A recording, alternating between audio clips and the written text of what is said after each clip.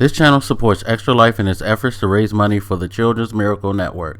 For more information about how to donate and join in their efforts, go to the link displayed here. Extra Life. Play games, heal kids. What up, everybody? This is your boy Black Megas, and I gotta record this really quick because I have a lot of stuff to upload. I wasn't going to do this, but then after I live streamed, I kept getting hyped, so I had to talk about this independently. So Sony did a showcase today, and there were rumors flying around about what was going to be on there. A lot of people speculated God of War.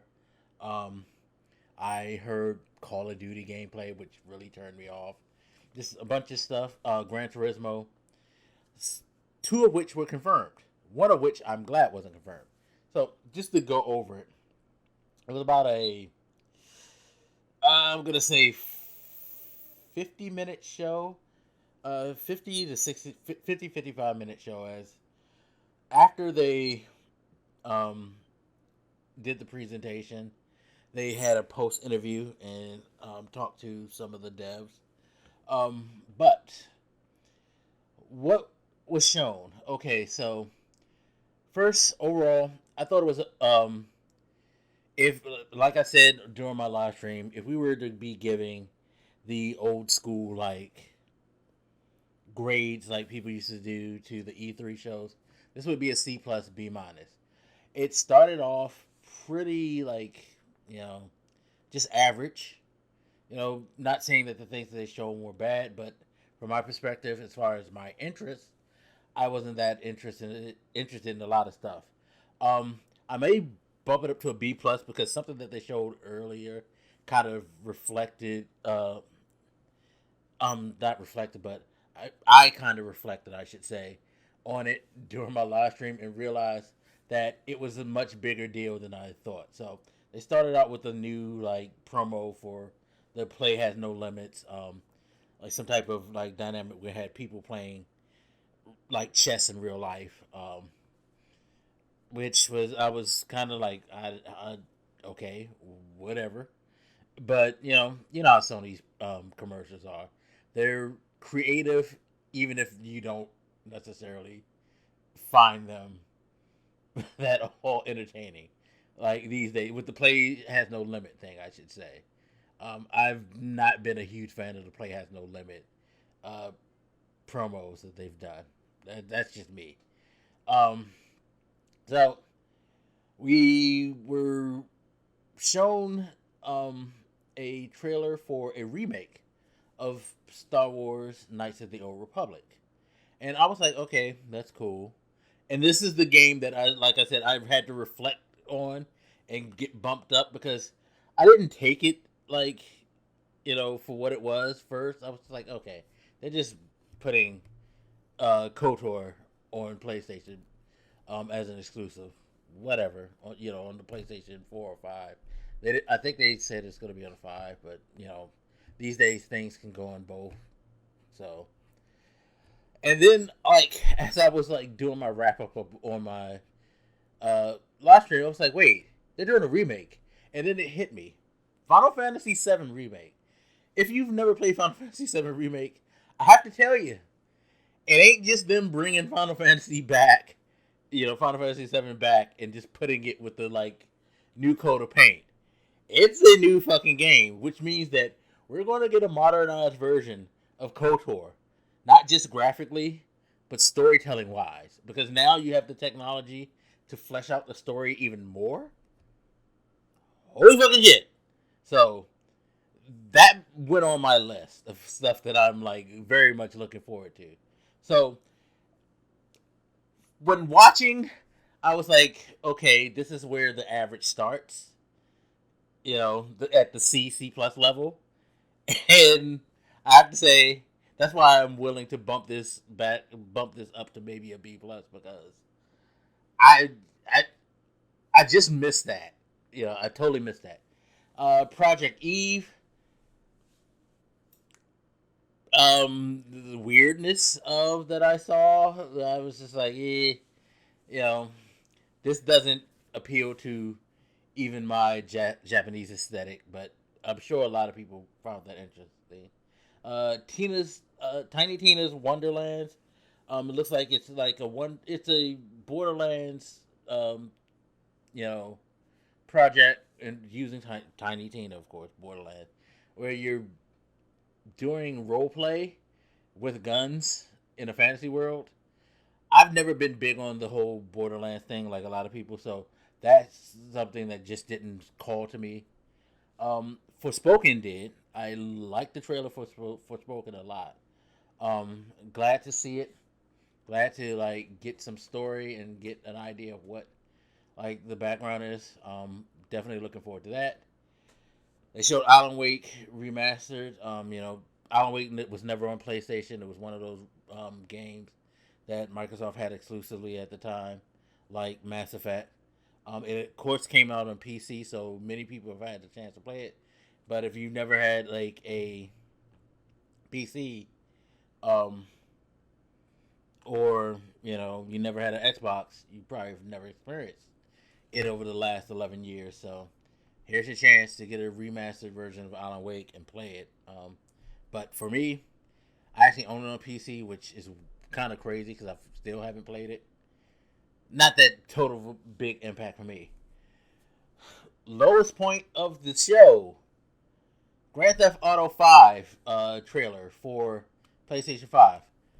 As I said on the live stream, sick and tired of this and Skyrim. These games will not fucking die. You will not get the next versions of them for eons because motherfuckers keep buying like the latest version for the latest hardware of both of those. Y'all know y'all gonna buy that Skyrim, whatever the fuck they call it, edition that they announced, and y'all know y'all motherfuckers are gonna buy the PlayStation 5 and the Xbox Series versions of this game because y'all just won't let them fucking like move on and make new versions. Stop it. Stop buying these games. Um, Ghostwire Tokyo was nice to see that the game is alive. Marvel's Guardians of the Galaxy.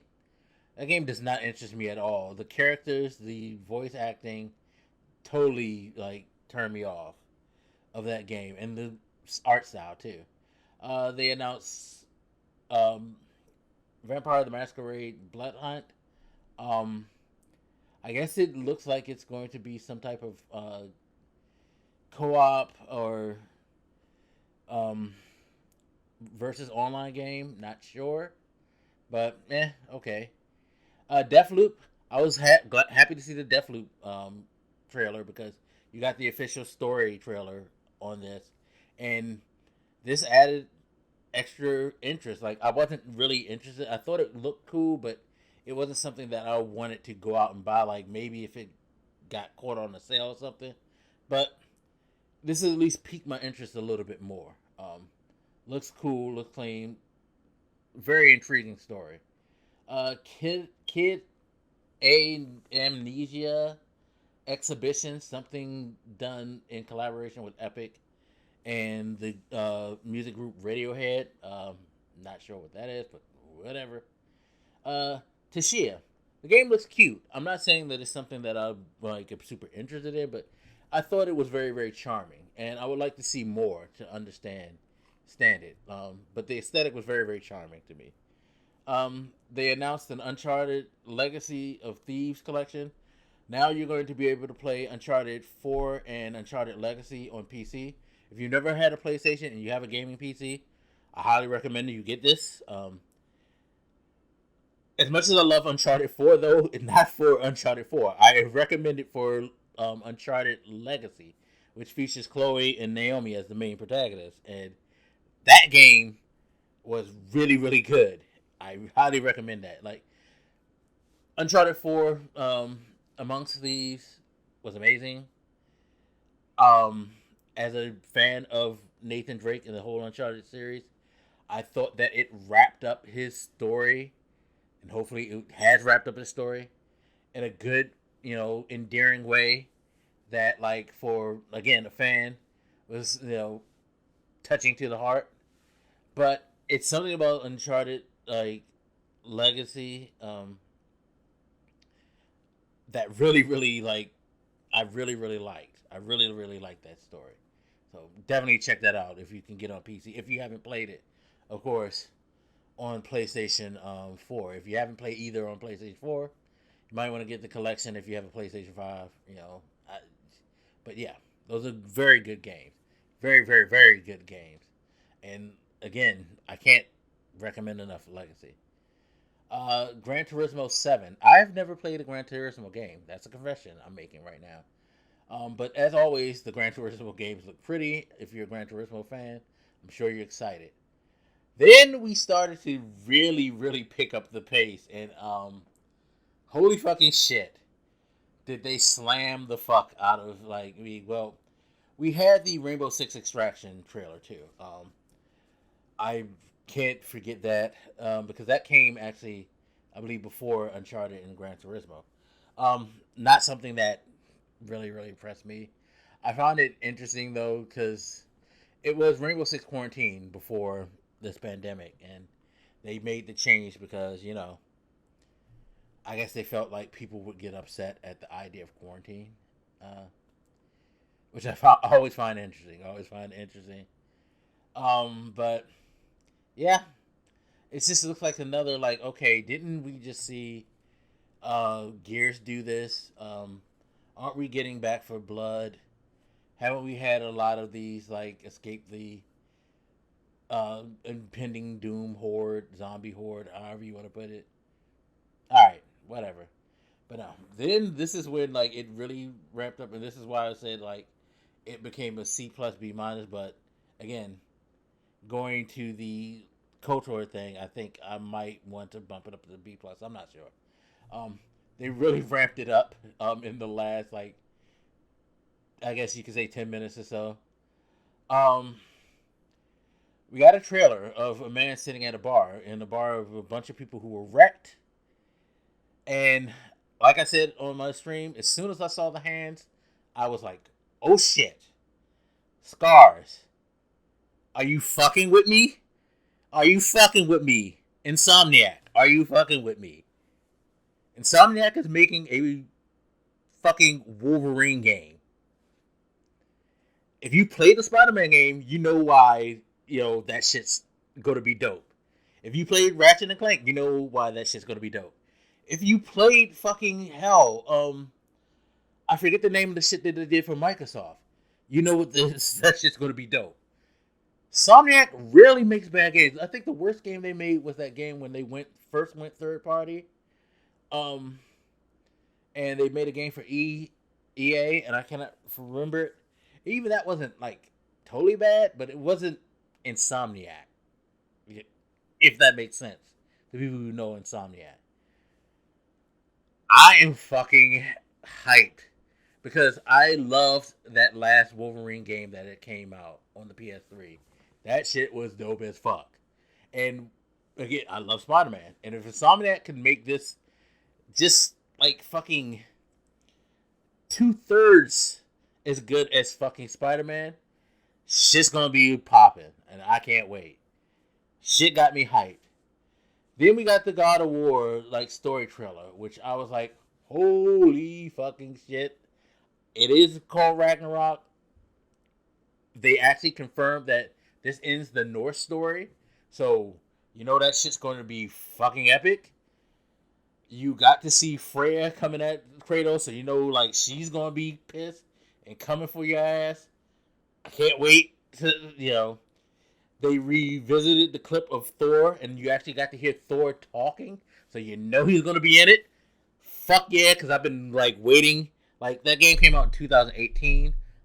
Since I've beaten God of War, I've been waiting to beat the shit out of fucking Thor. Give me the chance to beat that motherfucker's ass. If you played the 2018 God of War, you know why Thor needs his ass whipped. That motherfucker got to go. And I can't wait to be the one to take him there. Fuck yeah. You just see, the Last Giant. I forgot how to pronounce her name, but the little black girl. And, you get Mimir back. You get the brothers back. There's, 2 blacksmiths. All that. Fuck yeah. Fuck yeah. Fuck yeah. Sorry. Kratos, Atreus. Let's go. And you also get to fucking see the Norse God of War here in this shit. Hell yeah. Hell yeah. Fuck yeah. Can't wait. And then you got to see the Spider-Man 2 trailer, which you get the voiceover of what we all know is Craven. The guy's talking about, like, I've been looking for somebody who can give me a challenge, and now I'm hoping that both of you can give it to me. Then all of a sudden at the end, even though I'm not a huge fan of this motherfucker, I gotta say, I'm excited that they're going to throw fucking Venom in it, because they showed Venom. He was like, yeah, we are ready for you. And this is like, yo, you get Miles, you get Peter, you got Craven and Venom coming. Let's go. Let's motherfucking go. So that last fucking 15 minutes swole that shit up to the like B minus C plus that I gave it. And like I said, potentially B plus because of my realization with KOTOR. But yeah, I mean, it was nice. It was quick to see that. You got to like talk to a couple of devs. They talked to Corey Barlog, who's not directing God of War, but they introduced the director and they talked about like the things that they're going to do, some of the stuff that they're going to do, and of course you'll get more as time goes on. They talked to Hearst, who is now in charge of Sony Gaming, and he talked about a few things, and they talked to the lead on KOTOR, who didn't talk about much, but they just showed face. But yeah, there's definitely things that I am fucking excited about. If you like games, and if you have a PlayStation, you're gonna fucking be hyped. You're gonna be fucking hyped. If anything more, like since a lot of those games aren't coming out until next year or 2023, I feel compelled to get a PlayStation 5 now. I haven't been super compelled because, like I've said to people before, I did my bucket list thing and got a like console at launch as an adult on my own, because as a kid I've never had a console at launch, because parents are buying you that shit. And as an adult, it's just like I've had so many things like to where when the PlayStation 4 came out, it was the first time where I was in a financial position. I felt that I could just go ahead and do this, and I did it because I always wanted to do it. A release date console. PlayStation 5 wasn't a rush because they were already saying a lot of stuff, and a lot of stuff that they showed, during this conference, you could play on the PlayStation 4. We're at a technological point where the gap's not huge. It's as I said when the PlayStation 4 and the Xbox One came out, you're going to start to see that the difference between technology is going to be like it is with, you know, PC stuff. It's just like the better your hardware, the better the details and, you know, the functionality as far as like frame rate and stuff like that. It's like which is a part of the details. That's where you're going to see the difference. Otherwise, things are going to still be beautiful. It's just that you add extra gloss. The higher your hardware gets, games are going to function pretty much the same because there's nothing really outside of the graphical details or like the lighting and stuff like that that's going to require you to have hardware that could push things. Games ain't going to be ugly anymore unless the developer sucks. That's just the reality of it. So, but I kind of feel like, within the next year or two, I'm going to have to make that commitment to getting new hardware. So, yeah, very very cool. Like I said, first half was kind of light. Second half, very heavy and bumped it up. So, cool. Anyway, as always, you guys feel free to hit me up. Let me know what you think, and I'll watch you later. I got a lot of videos to upload. This is your boy Blak making them out. Deuces.